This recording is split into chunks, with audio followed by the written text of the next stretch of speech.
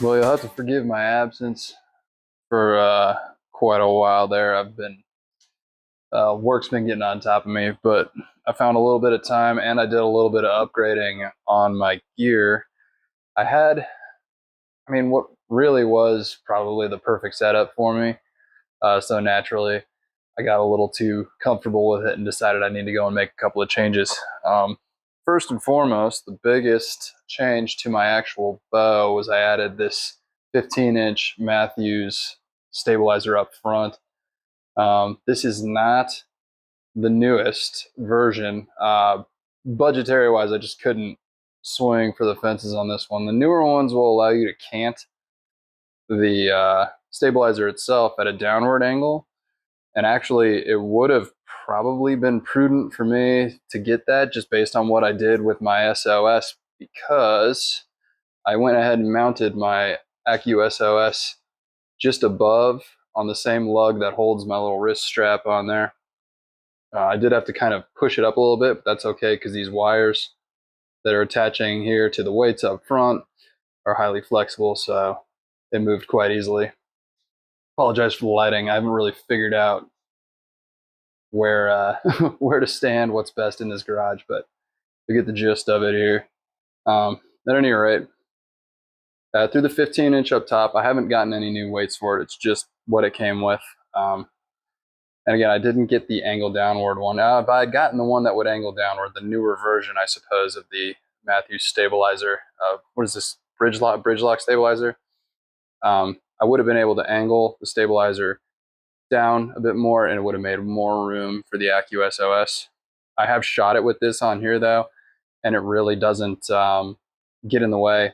It's not tapping the stabilizer. I've given it a good half-inch gap there, and it works pretty well in tandem with that. And the reason I moved my ACU S.O.S up front is because I've thrown my trophy ridge on the rear. I had to buy a new lug. I'm not really sure the nomenclature for that. The small adapter that fits into the mount itself and then will allow me to screw in the stabilizer. I lost it along with my old 6-inch stabilizer during the hunting season, and haven't been able to really find the time or money to replace it, but I went ahead and took care of that now. The only thing with these Trophy Ridge stabilizers in conjunction with my UV rear stabilizer mount is that the lug on the Trophy Ridge stabilizer is a little too long, and so I have this gap. I plan on just filling that with some washers. It really doesn't bother me too much, to be honest with you. I didn't buy the thing for the imagery. I'm not trying to look like a professional out there. I just am trying to shoot better. So that really isn't a big deal in the short term. Yeah, I'll just bridge the gap with some washers and call it good for now until I can go out and buy probably the UV stabilizer. They're fairly inexpensive. I think it was like $70 or something like that for the 12-inch. And so I'd like to have a 15 up top, and I'll do a 12-inch in the rear. I haven't shot it with the rear stabilizer on there, but it does feel a lot more balanced in hand than it did before. I did shoot it after moving the ACU S.O.S up front without the rear stabilizer.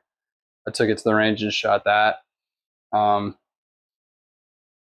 Notably worse, notably worse shooting than when I had the ACU S.O.S on the side to kind of balance out, and the shorter stabilizer to kind of balance that out. But we'll see how it performs with the 12-inch on the back and the 15 up front, and how I perform with that.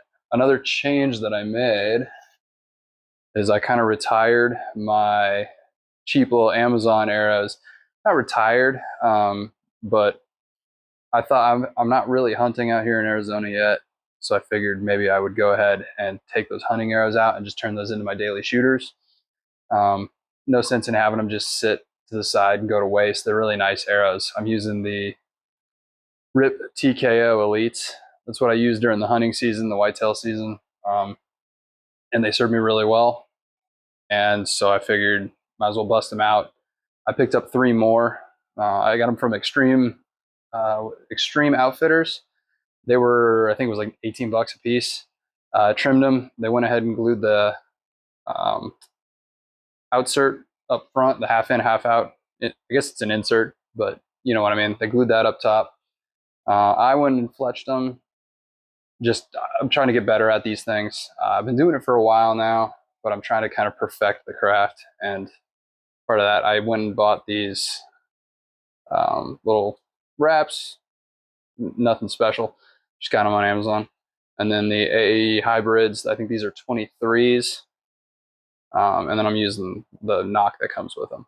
But the big ad that I did for these, initially when I just busted these out, I just threw my old field tips on there. Those were 100 grain, a little heavy.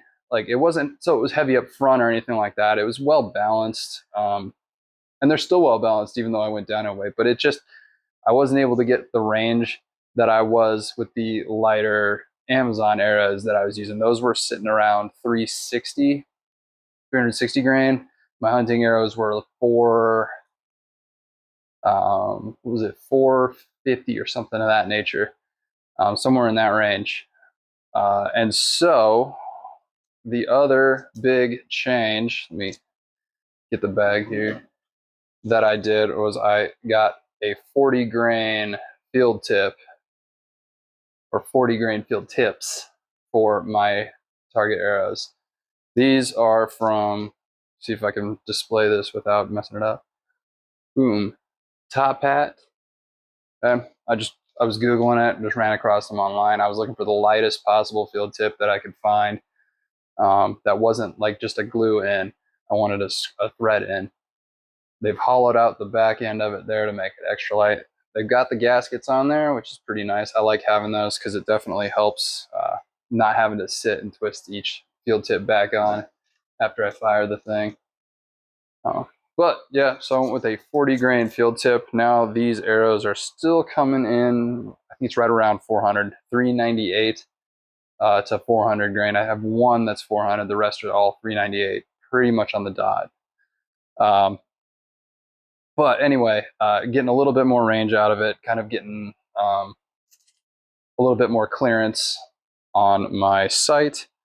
Not as much as before. When I went and shot tack with this dialed sight, I was getting, I could shoot top pin out to 110 yards.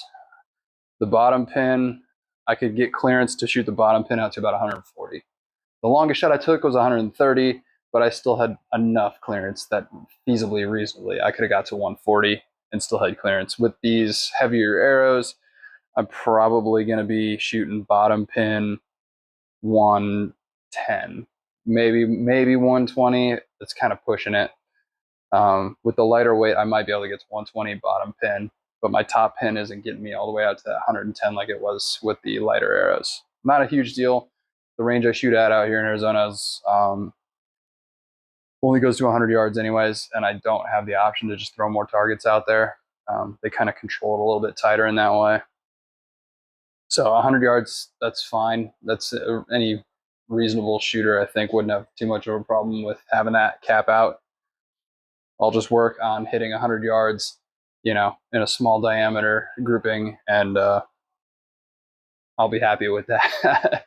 I mean, just being able to hit a 100-yard target is awesome enough for me, so I don't really fuss too much. But yeah, those are the additions. We'll see how the bow shoots with the back stabilizer. I have never shot a bow, period, with a rear stabilizer over 6 inches and a front stabilizer at the 15-inch stabilizer. So this is weight that I haven't had to contend with before. Not a huge game changer, to be honest, but it will probably change the shooting dynamic for me. And I'm hoping that it's for the positive. It gives me a little bit more stability in the shot.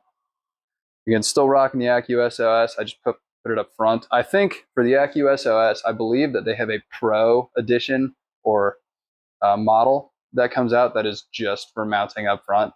It doesn't come with the arm. The one I bought came with the arm to mount it onto the side. To front or rear, but off to the side. But I saw online, I think, that they had just the body of it that you can screw right into the front.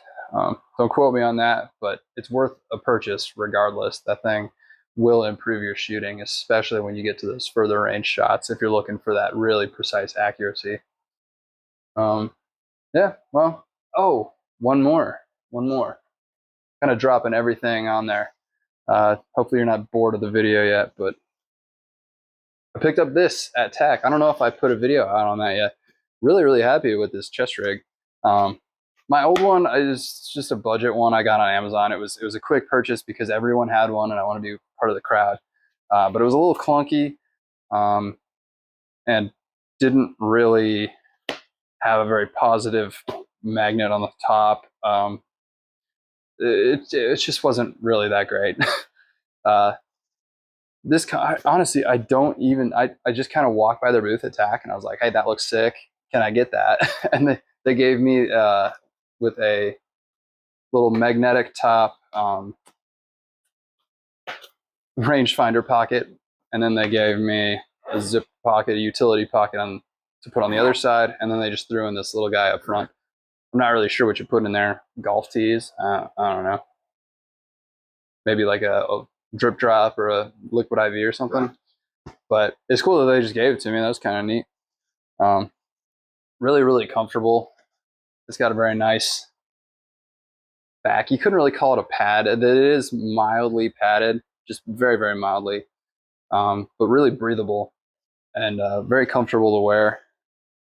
Sorry again for the sweat and everything. It's a million degrees in this garage. It's 100 and something degrees outside. It's probably 10 degrees warmer in here. So bear with me. Zipper pocket on the back. Again, with that kind of that aerated mesh material there to just let it breathe a little bit more. But T&K, I looked it up before. I just can't remember. And I feel bad. I should have probably done my research before I started throwing this on the video. But T&K, pretty high quality product. Really happy with it. I wore it during TAC and I wore it every time I go out shooting now. Really no complaints about their product. And the prices are very fair too. So that's of benefit to any of you guys out there like myself that are operating on a budget and trying to do cool guy stuff with much less than cool guy money. But yeah, that's about the extent of the new stuff. I'll take it out, I'll shoot it. I might take a video or two. It's hard to do videos out there because there's always a bunch of folks shooting and I don't want to be intrusive or, well, it's just awkward to film yourself doing anything these days.